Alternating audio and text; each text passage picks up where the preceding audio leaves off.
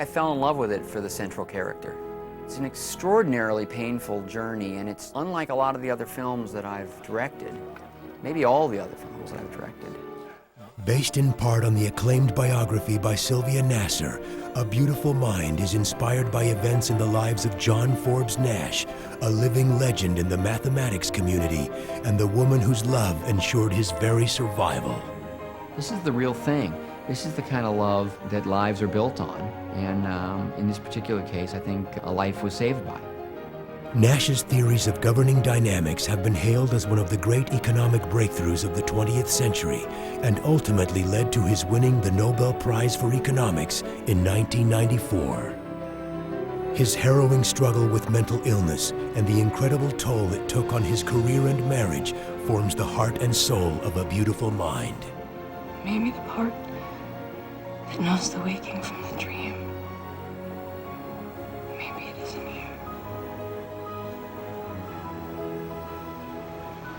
Maybe it's here.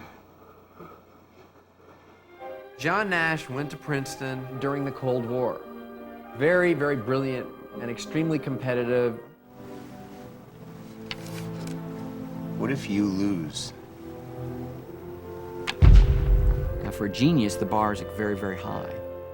He had enough confidence / arrogance to sort of pursue things his way, and he was clumsy, socially clumsy. And therefore, he was fundamentally alone. Nash was such a singular and such a valued figure in the mathematics community, in this very elite upper echelon of this very small and tight-knit community. The economics breakthrough, the bargaining equilibrium, was what finally was going to be recognized all those years later. Adam Smith needs revision. What are you talking about? If we all go for the blonde, We block each other. not a single one of us is going to get her. So then we go for her friends. But they will all give us the cold shoulder because nobody likes to be second choice. But what if no one goes for the blonde? We don't get in each other's way, and we don't insult the other girls. That's the only way we win. And talking to mathematicians, I learned they don't think in terms of numbers. They think in terms of shapes and relationships. Thank you. That sequence of the bar was sort of an interesting way for us to be able to visually understand what was going on in his mind. Today, Nash's theories influence global trade negotiations, national labor relations, and even breakthroughs in evolutionary biology. You do realize this flies in the face of 150 years of economic theory? Yes, I do, sir.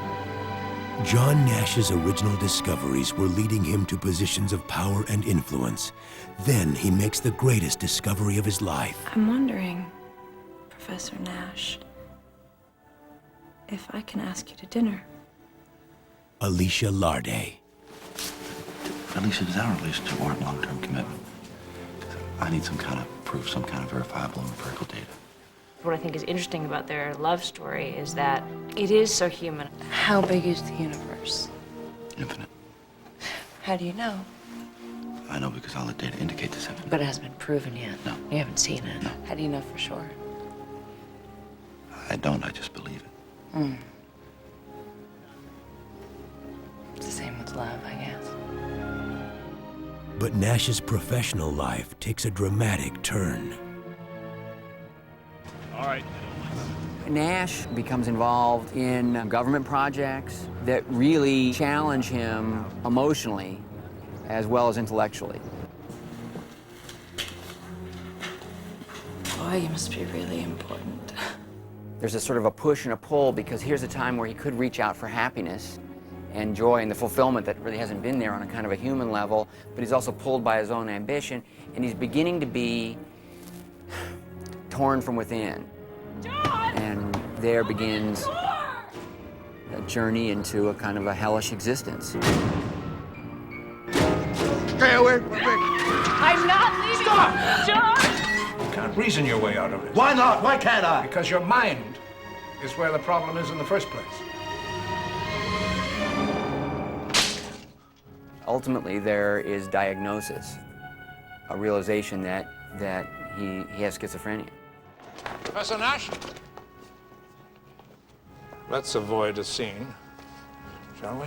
I don't claim to understand this. It's like, I think the difficulty is like analogous to if you wake up and you were dreaming some dream. And can you really explain why you dreamed that dream? I talked to Alicia about it, and she said his demise and the onset of his illness was really in the course of like 2 weeks. I was so scared you weren't real. Schizophrenia is something that tends to come on people in their early 20s. With schizophrenia, it's typical you don't want to do normal things. This is a group playing touch football.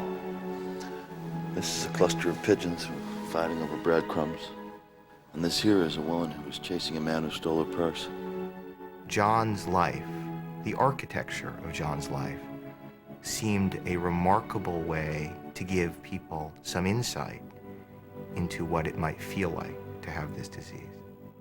Maybe Rosen's right. Maybe I have to think about going back into the hospital again. Come here.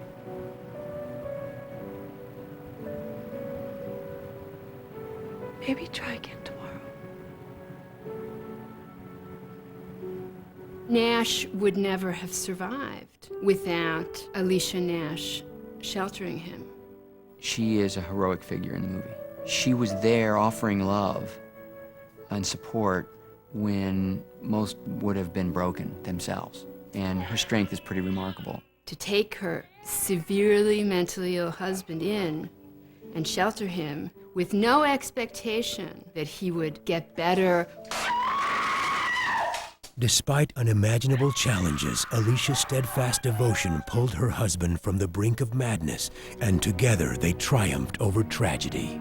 I need to believe that something extraordinary is possible. They've separated on occasions, stuff like that, and haven't been able to really understand each other on occasions as well. But the bottom line is, after however many years, they're still together. You're still here. I'm still here. Genius, mental illness, Nobel Prize. This is a very uncommon set of circumstances for a single life. He gains wisdom, he gains strength in the journey, as difficult as it is. So it's a very triumphant, ennobling story. And we all felt it was a story worth telling.